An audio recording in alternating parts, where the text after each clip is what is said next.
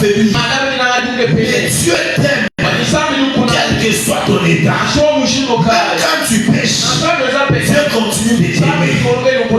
L'amour de Dieu, c'est un grand amour. La deuxième des choses, l'amour de Dieu pour nous, c'est un amour généreux. Donc un amour, la générosité, il donne. Ça veut dire un amour généreux. La Bible dit qu'il a tant aimé le monde qu'il a donné son fils unique. L'amour de Dieu pour ce Dieu a nous donné même ce qu'il a de plus précieux. Si Dieu peut te donner Jésus, qu'est-ce qu'il ne peut pas te donner? Parce qu'il t'aime, il te donne tout ce qu'il a de précieux. Il t'a donné la vie que tu ne peux pas payer avec l'argent. Il t'a donné la force, la santé que tu ne peux pas acheter avec l'argent. Il t'a donné cela. Il n'a pas tenu compte de tes péchés. Il n'a pas tenu compte de tes fautes. À cause de son amour, Dieu t'accorde ces choses. Parce que son amour, c'est un amour généreux. C'est un amour généreux. L'amour de Dieu n'est pas un amour à cause de. N'est pas un amour pour. N'est pas un amour si. N'est pas un amour parce. Parce qu'il y a des gens qui aiment aujourd'hui. Quelqu'un qui t'aime à cause de ta beauté. Lorsque la beauté s'efface, ou bien lorsque peut-être tu as une blessure, son amour finit. Parce qu'il t'aimait pour l'amour. Il t'aime à cause de la beauté. Il y a des gens qui t'aiment parce que tu as quelque chose. Il t'aime parce que tu as l'argent. Il t'aime parce que tu es étudiant. Il t'aime parce que tu travailles. Il t'aime parce que tu as quelque chose. Il y a des gens qui t'aiment si peut-être tu as réussi. S'il réussit dans la vie, je vais l'aimer, il va m'épouser. S'il fait ceci, s'il travaille dans telle société, l'amour des hommes, c'est un amour qui a des profits. C'est un amour qui cherche des intérêts. C'est un amour qui a des conditions. Mais l'amour de Dieu, c'est un amour inconditionnel. Pas parce que tu as quelque chose. Il t'aime sans condition. Il ne t'aime pas à cause de quelque chose. Il t'aime alors que tu étais encore pécheur. Alors que tu étais encore dans le vol. Alors que tu étais dans la mauvaise vie. Dieu t'aimait déjà. Et c'est son amour qui a fait qu'il porte le corps et qu'il vienne sur la terre. La Bible dit même que l'amour peut pousser un homme de faire quelque chose pour les bons. Jésus est mort, non pas pour les bons. Il est mort pour les pécheurs. L'amour de Dieu ne tient pas compte de tes péchés. Mais l'amour de Dieu vient de la nature même de Dieu. Parce que Dieu est amour et son amour est inconditionnel. Je l'ai dit à quelqu'un, les hommes peuvent te haïr parce que tu n'as pas de beauté. Les hommes peuvent te haïr parce que tu n'as pas réussi dans la vie. Les hommes peuvent te haïr parce que tu mènes une mauvaise vie. Mais le Dieu de cieux, il t'aime tel que tu es là. Quelle que soit la vie que tu mènes, comprends une chose. Dieu t'aime. Dieu n'aime pas les pécheurs. Mais Dieu aime les pécheurs. Et parce qu'il aime les pécheurs, il ne veut pas que les pécheurs périssent. Tel que tu es là, même quand tu commets les péchés, dis-toi toujours dans ton cœur qu'il y a un Dieu qui m'aime. Il y a un Dieu qui m'aime. Bien-aimé dans le Seigneur, Adam a péché. Il a commis un péché devant Dieu. Oh, Adam a péché. péché devant Dieu. Vous savez, Dieu n'aime pas les péchés. Lorsque tu pêches, tu éloignes Dieu de toi. Lorsque tu pêches, tu ne peux pas voir la face de Dieu. Vous savez une chose, Dieu avait fait grâce à Adam de vivre en Éden. Les jardins que Dieu avait créés. Mais ce que je sais, là où il y a la grâce, il y a toujours une vérité qui accompagne la grâce. La Bible dit, la loi a été donnée par Moïse, mais la grâce et la vérité sont venues avec Jésus. Parce que là où il y a la grâce, il y a toujours une vérité qui à côté de cette grâce, il y a la vérité. Tu peux toucher à tous les arbres. Mais quand il y a l'arbre qui est au milieu du jardin, ne touche pas. Il devait obéir. Lorsque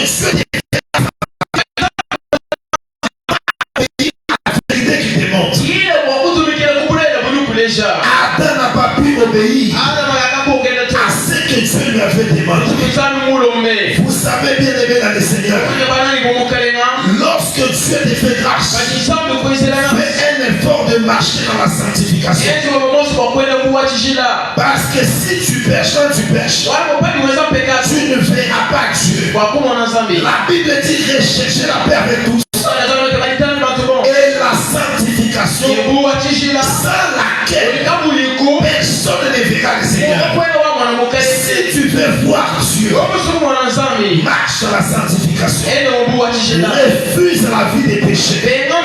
Refuse la vie des péchés. Refuse la vie des péchés.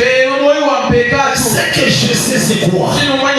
Lorsque tu pêches, tes yeux ne verront pas Dieu, mais tes oreilles au moins peuvent entendre la voix de Dieu. Tes oreilles au moins peuvent entendre Dieu. Adam a péché.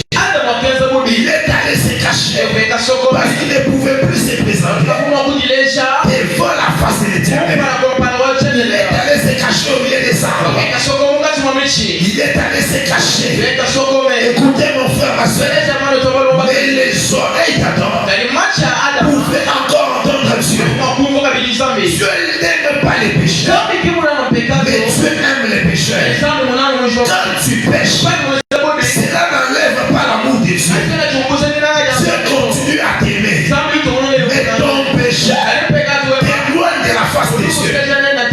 Les yeux de Dieu, à cause de son amour pour l'homme, quand Adam a péché, Dieu est venu chercher Adam. Il a crié dans le jardin, Adam, tu es où? Adam, tu es où?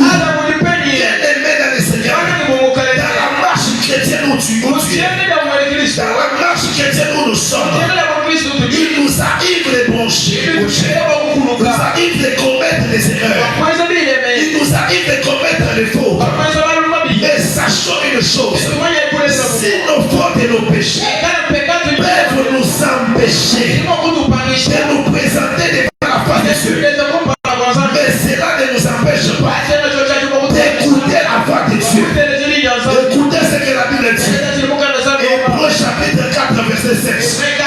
La Bible dit, Dieu fixe de nouveau un jour en disant à David, si longtemps après, comme il dit plus haut, aujourd'hui, si vous entendez sa voix, n'indixez pas ton cœur. Lorsque tu as commis un péché quelconque, lorsque tu n'as pas marché selon la vérité que Dieu t'a montrée, et que tu entends la voix de Dieu qui te parle, n'indixez pas ton cœur. Reviens à lui. Dieu est venu vers Adam. Il a crié à Adam, Adam, tu es où? Je sais que tu as péché, mais tu es où? Bien-aimé dans le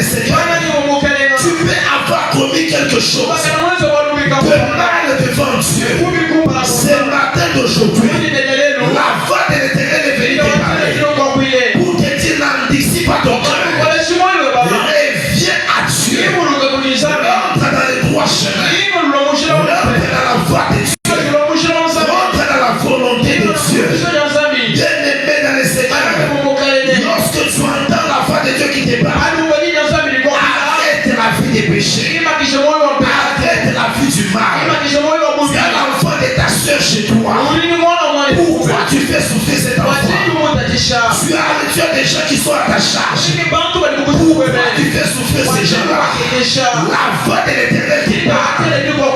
Rentre dans le droit chemin. N'anticipe pas ton cœur.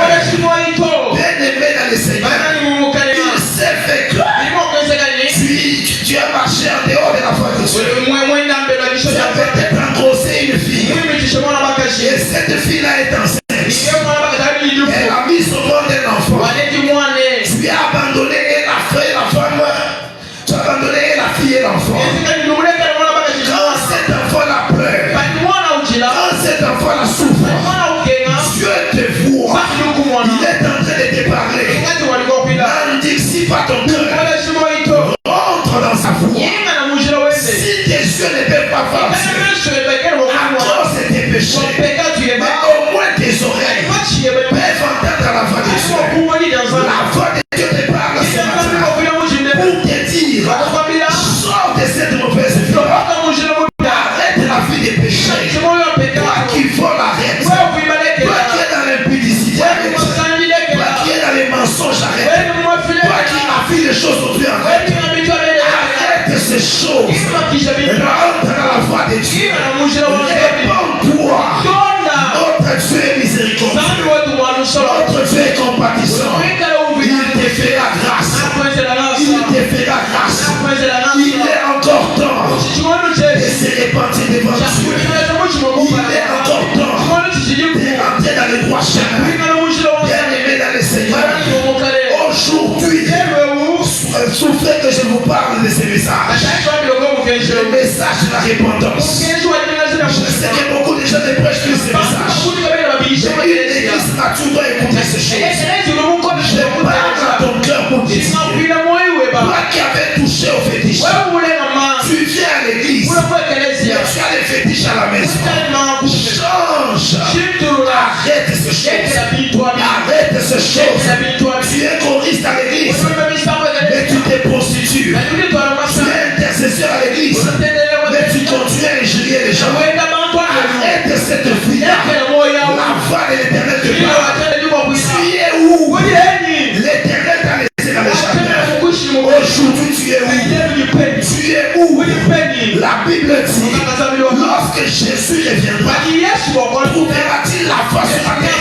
Il t'a laissé avec la foi. Est-ce que tu es encore dans la marche de la foi? Ou bien tu t'effrayais toi-même l'autre fois? Ou bien tu es maintenant dans notre vie, la vie des péchés. Dans la vie des péchés a des conséquences, mon frère et soeur. La vie des péchés a des conséquences. Adam a péché. Il s'est attiré la honte sur sa vie. Il s'est attiré l'opprobre sur sa vie.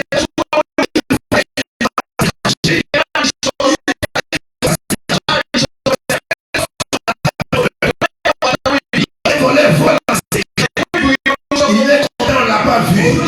Mais quand on l'attrape, c'est une honte. Les gens qui les connaissaient, ils les voient comme quelqu'un qui n'a plus de valeur. La vie des péchés a des conséquences. La vie des péchés a des conséquences, mon frère, ma soeur. Si je me rappelle d'une histoire d'un monsieur qui avait volé une fillette de 6 ans.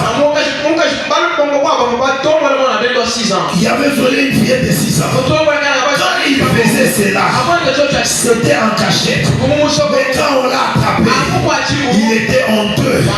Il avait le pauvre. Je vais dire à quelqu'un, évite la vie des péchés. Elle a des conséquences. Elle a des conséquences.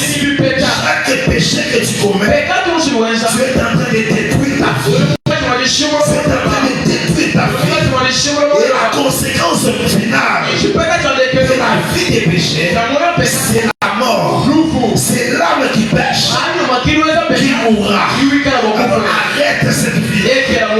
Si tu es dans une mauvaise vie, arrête cette vie-là. Parce que ça t'éloigne de Dieu. Et loin de Dieu, il n'y a que la mort. Loin de Dieu, il n'y a pas de protection. Il n'y a rien de bon. Loin de Dieu. Regardez ce qu'Adam fait.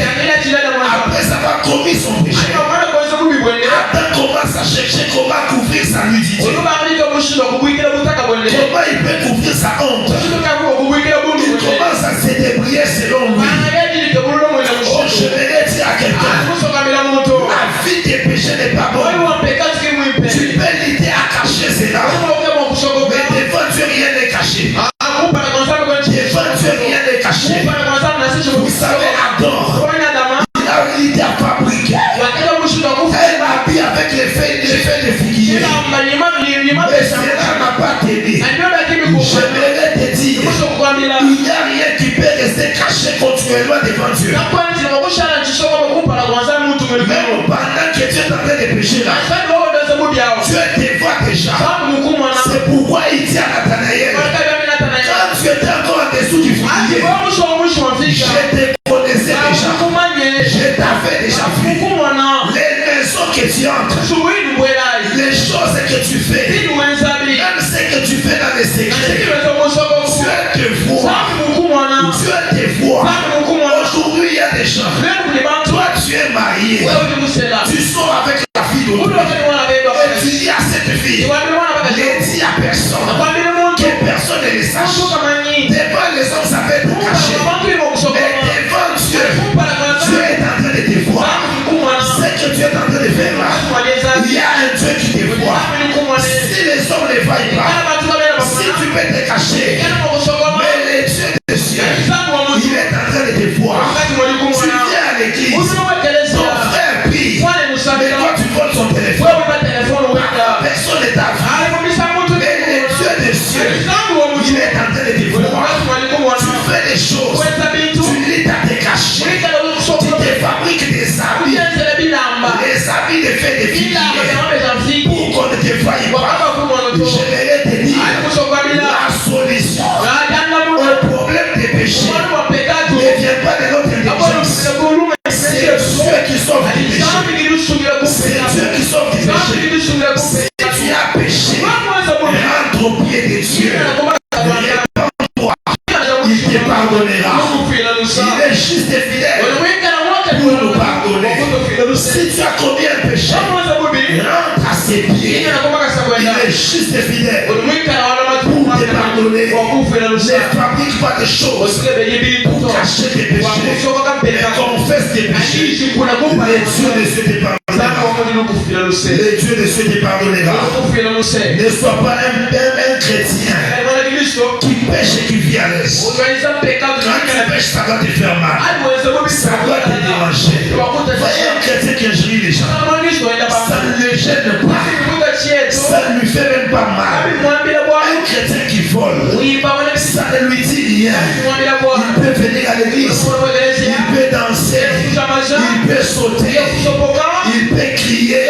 Mais quand il rentre à la maison, quand tu regardes sa vie et la vie d'un païen, c'est la même chose. Non, il faut qu'il y ait la différence entre ceux qui servent Dieu et ceux qui ne servent pas Dieu. Tu ne peux pas être à l'aise dans la vie des péchés. Quand il t'arrive des péchés, non, répands-toi. Répands-toi devant Dieu. Il est juste et fidèle pour te pardonner. C'est Dieu qui a la solution parfaite pour t'enlever dans cette vie. Les péchés que tu n'as pas dominés par ta force, Dieu est capable de te donner la capacité de vaincre ces mal. C'est ainsi que vous voyez quelqu'un qui volait tous les jours, quelqu'un qui était dans l'ivrogne. À partir du moment qu'il vient à Christ, les dieux de ceux commencent à les changer, commencent à les briser. Pourquoi? Parce que Dieu, il a la véritable solution au problème du péché. Est-ce que tu peux acclamer? Alors lorsque Dieu est marqué,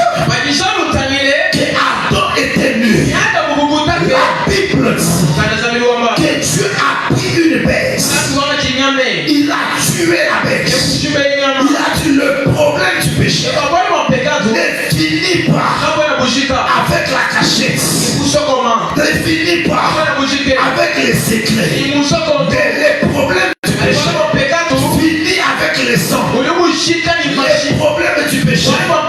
Finis avec les sangs. Il n'y a pas le pardon du péché. Ça effusion du sang. Il faut qu'il y ait effusion du sang. Pour qu'il y ait pardon du péché. C'est pourquoi Dieu a pris une bête.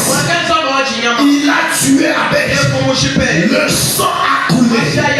Pourquoi le sang devait couler? Là où il y a le péché, les péchés invitent la colère de Dieu. Les péchés attirent la colère de Dieu. Pour apaiser Dieu dans sa colère, il faut que le sang coule. Il faut que le sang coule. C'est pourquoi, pour que Adam puisse se représenter devant Dieu, il fallait que le sang puisse couler. C'est pourquoi Dieu a pris une bête, il l'a égorgée et le sang a coulé. Cette bête, c'est l'image de Jésus-Christ. Je vais te dire à quelqu'un, si toi tu as péché, je vais te dire, il y a le sang qui a coulé pour te pardonner, pour te justifier, pour ôter tes péchés. Jésus est venu sur la terre. Il est venu sur la terre. Il a accepté de mourir. Il a accepté que son sang coule. Le sang qui coulait là, c'était pour te justifier. C'était pour te sauver. Quel que soit ton péché, même si tu as avorté, quel que soit ce que tu as fait, ce matin d'aujourd'hui, que le sang de Jésus ôte ton péché devant Dieu. Que le sang de Jésus puisse te laver. Que le sang de Jésus puisse te sanctifier. Que le sang de Jésus puisse te purifier. Au nom de Jésus. Regardez ce qu'il fait. Le sang a coulé. Et puis il a pris la peau de la bête. Il a couvert la nudité d'Adam et Ève. Il a couvert leur honte. La peau de la bête. C'est comme ce qui s'est passé avec Jacob. Il fallait que Isaac libère une bénédiction. Pour libérer une bénédiction, il fallait que les fils aînés se présentent. Les fils aînés, c'est l'image de Jésus-Christ. Il est le premier-né d'entre les morts. Jésus-Christ est notre fils aîné. Il est notre aîné. Je vais dire à quelqu'un, pour qu'Isaac libère la bénédiction, il fallait que les fils aînés se présentent. Or, les fils aînés avaient des caractéristiques. La peau du fils aîné avait des poils. C'est pourquoi Rebecca dit à Jacob, si tu te présentes devant ton père, il ne te bénira pas. Il faut que tu revêtisses la peau de la bête. La peau de la bête, c'est l'image de la grâce. La peau de la bête, c'est l'image de la grâce. C'est-à-dire quoi? Si tu veux te présenter devant Dieu, tu dois prendre l'image du fils aîné. Tu dois te revêtir de Jésus-Christ. Jésus-Christ, c'est lui-même la véritable grâce. Quand tu portes Jésus, alors Dieu peut te bénir. Il fallait que Jacob soit couvert de la peau de bête. De sorte que quand son père touchait, qu'il sente la présence des poils. Je vais dire à quelqu'un, tel que tu es là, tu es en Jésus. Jésus te couvre. La grâce de Dieu est sur toi. Dieu ne te bénit pas à cause de tes actes, à cause de tes efforts. Mais il te bénit parce que tu es couvert de sa grâce, parce que tu es en Jésus-Christ. Est-ce que tu peux me donner un amen? Est-ce que tu peux me donner un amen? Je dis c'est la peau de bête.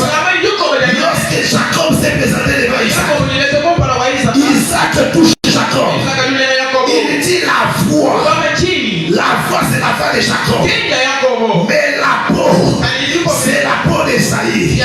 J'aimerais dire à quelqu'un, lorsque Dieu te regarde, il verra tout ce qu'il y a en toi. Mais lorsqu'il te regardera pour te bénir, il dira celui-ci c'est Moto. Mais celui-ci c'est Kabogo. Mais quand il te regardera, il verra Jésus sur toi. À cause de Jésus, tes péchés seront couverts. Et il va libérer la bénédiction. Je vais dire à quelqu'un, lorsque la grâce te couvre, la grâce cache tes imperfections. La grâce cache tes imperfections. La grâce cache tes fautes. La grâce cache tes défauts. Les hommes peuvent te refuser parce que tu as des défauts, parce que tu as un mauvais caractère, parce que tu as un mauvais comportement. Mais quand tu arrives devant la grâce ne te condamne pas, mais la grâce te justifie, la grâce te couvre. Quand Dieu te regarde, il voit Jésus en toi. À cause de Jésus, il libère sa bénédiction sur toi. Ce matin d'aujourd'hui, comme tu es en Jésus, que Dieu te bénisse. Comme tu es en Jésus, que la grâce de Dieu active sur toi. Les bénédictions de Dieu. Écoutez mon frère, ma soeur. David dit, n'y a-t-il pas quelqu'un de la maison de Saül afin que je lui fasse du bien à cause de Jonathan? Si David a fait quelque chose à Mephibosheth à cause de Jonathan, David n'a pas regardé les conditions de ses pieds. Parce qu'il y avait une loi qui disait que les perclus de pieds et les aveugles ne peuvent pas entrer dans la cour royale. Mais à cause de Jonathan, David fait grâce à Mephibosheth. Je vais dire à quelqu'un, même si tu as des défauts, même si tu ne fais pas tout simplement bien, mais à cause de Jésus, la grâce de Dieu va te localiser. À cause de Jésus, la grâce de Dieu va te visiter. Je vais te rassurer. Certes, tu as péché, tu as commis des fautes, mais il y a un Dieu qui justifie, il y a un Dieu qui pardonne. À cause de Jésus, il va cacher tes fautes, il va les ôter de ta vie, il va t'amener dans la cour des grands, il va t'amener dans la cour royale. La croix de Jésus, la croix de Jésus, oh la croix de Jésus, c'est un acte. Je vais dire c'est une œuvre qui vient rétablir la médiation entre l'homme et Dieu. Les péchés que l'homme l'avait éloigné de Dieu. Mais il y a un seul médiateur. La Bible dit qu'il y a un seul médiateur. Jésus-Christ homme. Si Jésus a porté la blancheur, si Jésus a porté le corps, c'est pour que l'espace qui est entre toi et Dieu puisse s'effacer et que tu rentres en relation avec Dieu. Ce matin d'aujourd'hui, s'il y avait un péché qui t'éloignait de la présence de Dieu, que le sang de Jésus ôte cela, que Dieu ôte cela, et que tu rentres en relation avec ton Dieu. C'est lui la source de ta bénédiction. C'est lui la source de ton bonheur. C'est lui la source de ta santé. C'est lui la source de tout ce que tu cherches. Que rien ne reste entre toi et Dieu. S'il y avait quelque chose qui mettait une barrière entre toi et Dieu, c'est ce matin d'aujourd'hui que Dieu enlève cela. Car Jésus a porté la chair humaine pour la méditation entre Dieu et les hommes. Si Jésus a porté la chair humaine, c'est pour qu'il y ait réconciliation entre Dieu et les hommes. Si tes péchés t'avaient éloigné de Dieu, le sang de Jésus a la capacité d'ôter les péchés. Si le sang des animaux d'Israël couvrait juste les péchés, et cela donnait le souvenir du mal.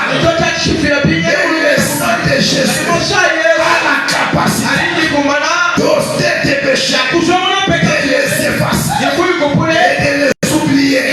Ce matin d'aujourd'hui, quel que soit ce que tu as fait de mal, il y a un Dieu qui pardonne, il y a un Dieu qui justifie. Que ce Dieu-là te pardonne, que ce Dieu-là te justifie. Même les péchés de tes enfants, que le Dieu de cieux les pardonne, que le Dieu de cieux les justifie.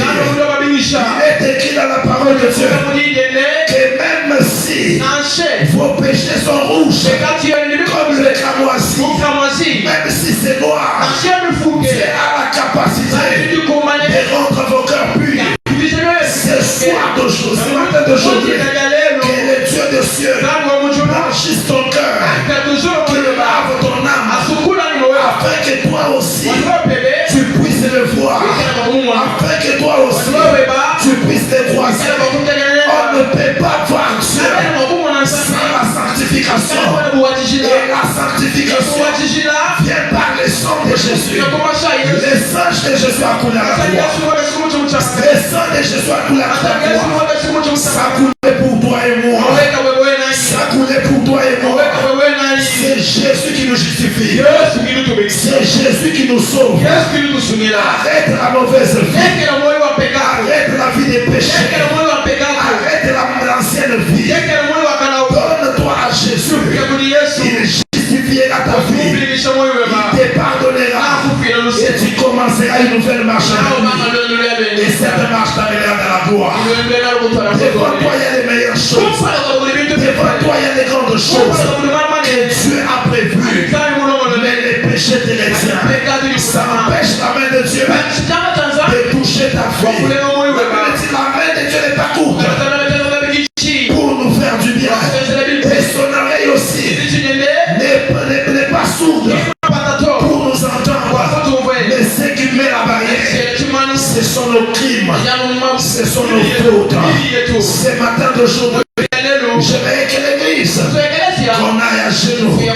Nous allons demander à Dieu, Seigneur, aie pitié de nous. Seigneur, pardonne-nous. J'ai commis telle chose. C'était peut-être pas ignorance. C'était peut-être pas erreur. Seigneur, pardonne-moi. Seigneur, aie pitié. Ça a coulé aussi pour moi. Que ton sang me justifie. Que ton sang me sanctifie. Que ton sang me pardonne. Que ton sang ôte mes péchés. Jésus, aie pitié de moi. Jésus, aie pitié de moi. Est-ce que tu peux prier? Élève ta voix. Demande la miséricorde de Dieu. Notre Dieu est compatissant. Notre Dieu est miséricordieux. Est-ce que tu peux crier à lui? Il est venu pour te sauver. Il est venu pour te sauver. Il est venu pour te sauver. Dieu t'aime. Il a donné son fils unique. Dieu t'aime. Il a donné tout ce qu'il avait de précieux. Mais pourquoi tu demeures dans la vie des péchés? Demande à Dieu de te pardonner. Demande à Dieu de te justifier. Bien-aimé, parle à Dieu. Bien-aimé, parle à Dieu. Bien-aimé, parle à Dieu. Parle à Dieu ce matin. Parle à Dieu ce matin.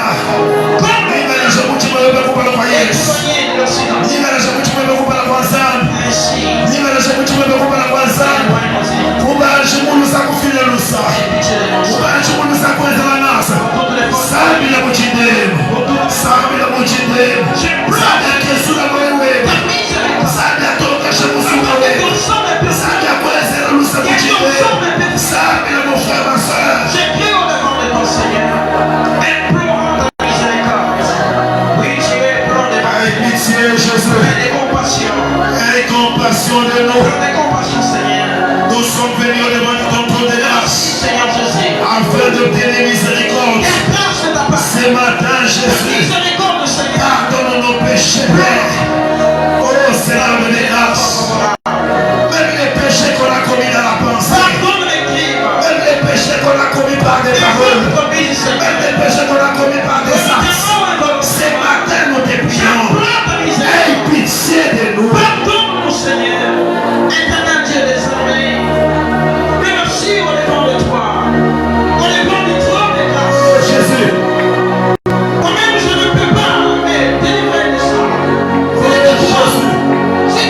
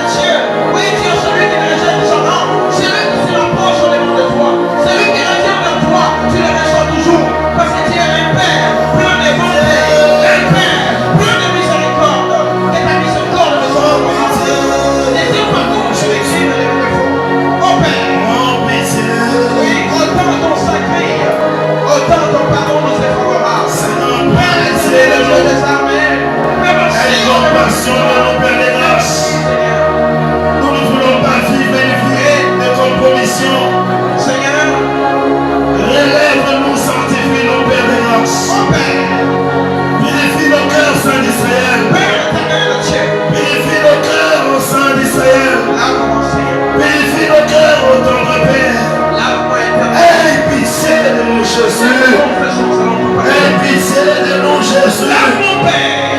Nous sommes devant de ton trône de grâce. Père éternel, Dieu. Nous sommes devant de ton trône de grâce. Miséricorde, Seigneur. Nous t'en supplions. Nous t'en supplions, Jésus.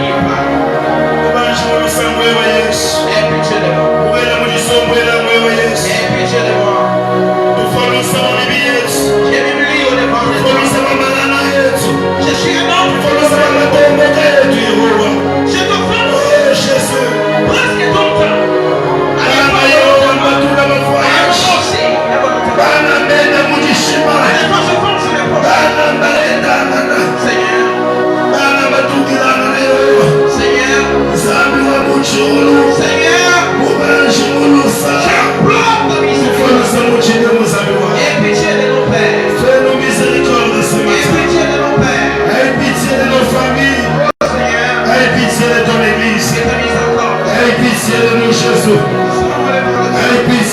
Seigneur. Oh Jésus, ce matin, aie pitié. Ce n'est pas pour rien que ton sang a coulé. C'était pour résoudre les problèmes du péché. Soutiens nos Père des grâces.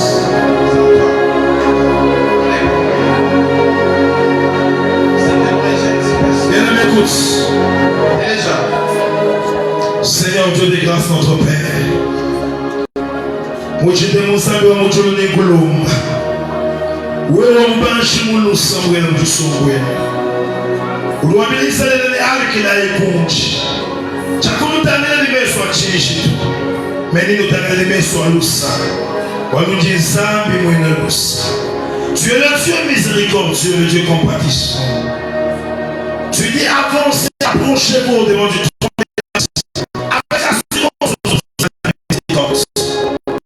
Nous sommes approchés au devant de toi. Laisse que ton sang purifie nos cœurs. Laisse que ton sang purifie nos vies. Aie pitié de nous, Seigneur. Pardonne-nous nos fautes, pardonne nos erreurs. Pardonne nos iniquités, nos transgressions, Jésus. Yahweh, quel que soit le péché, ton sang a des pouvoirs. Ton sang a la capacité de lutter.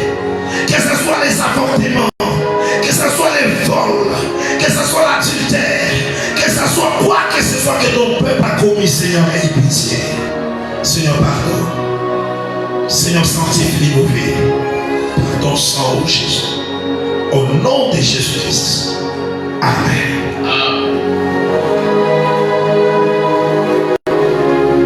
Que Dieu nous bénisse ce matin. Je vais reconnaître à Dieu.